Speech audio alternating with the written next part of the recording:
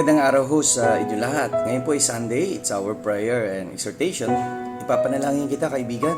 Samahan mo ako. Shall we pray? O aming Ama, pinapanalangin ko po ang aking mga prayer partners na ang kapayapaan niya maghari sa buhay nila at ang biyaya ng kaligtasan ay dumating sa buhay din nila.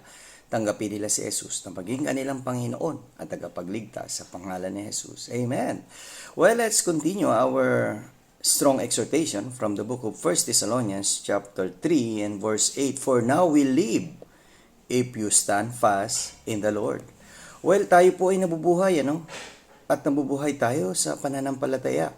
Nabubuhay tayo na matatag sa ating paglilingkod. Nabubuhay tayo dahil may layunin ng Diyos sa atin. Kaya kaibigan, saan ka nabubuhay?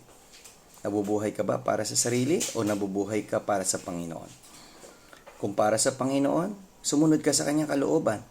At kung hindi mo pa tinatanggap si Jesus, tanggapin mo na siya na maging iyong Panginoon at tagapagligtas sa araw na ito. See you again tomorrow sa ating Strong Family Prayer and Exhortation.